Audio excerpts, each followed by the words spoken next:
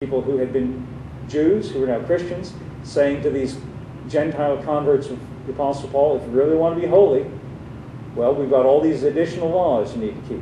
Paul didn't like that idea. His idea is that Jesus makes you holy, period. Now, if you want to, he says to the Romans, if you want to observe one day above another, fine. Be, convicted in your own heart. But if you want to think every day is alike, fine. He says, don't let anybody judge you in what you eat or drink or respect of a holy day. That means those feast days in Judaism, or a new moon, or the Sabbath days. You notice the word days is in italics. That means the Sabbath. Anyway, what does it say in verse 17? Which are a shadow of things to come. He says all those things were foreshadowing something to come. Then he says the body is Christ, or of Christ. What does that mean?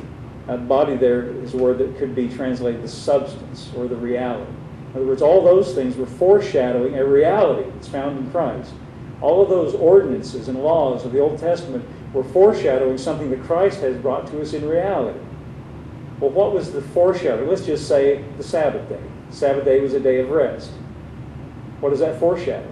That foreshadows Jesus, who said, come to me, all ye that labor and are heavy laden, I will give you rest.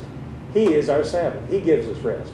So it's not a literal thing of a particular day, although Paul says in the Romans, he says right in Romans, if you want to observe one day another, fine. Be convicted of your own, if it's your conscience, that's fine. But if you want to see every day alike, fine. But just know this, that Jesus is the reality. It's all about Him. Which are a shadow of things to come. But the body, or the reality, is Christ. Verse 18, let no man beguile you. Now, I'm counting, this is like the third time at least he's brought this up. Evidently, this is a concern of his.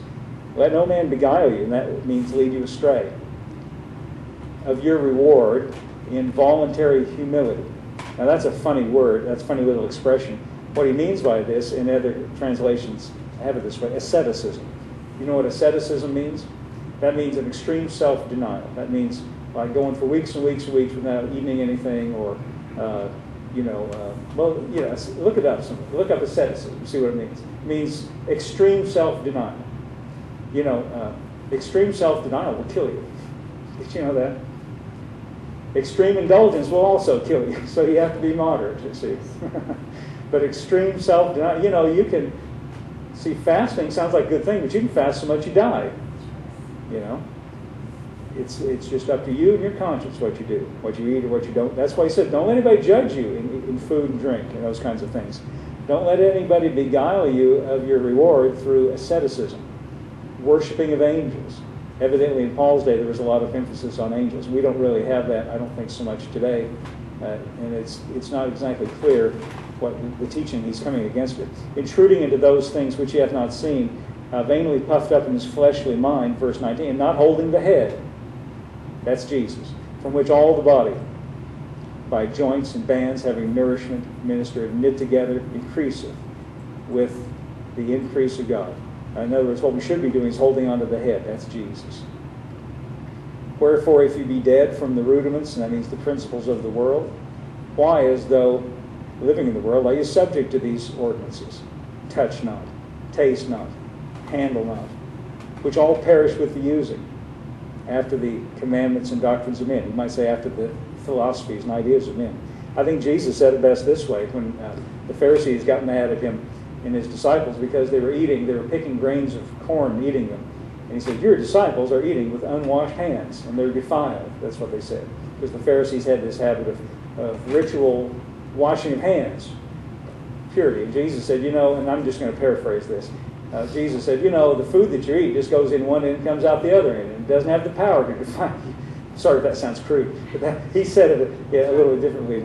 In other words, why do you get so obsessed with these little trivial things that are not important? See, these are elements of what Paul is talking about being carnal. Getting obsessed with these things that are, by contrast, trivial. When the real issue is Jesus and what he did for us. You notice how much he's emphasizing that. Might as well finish the chapter here.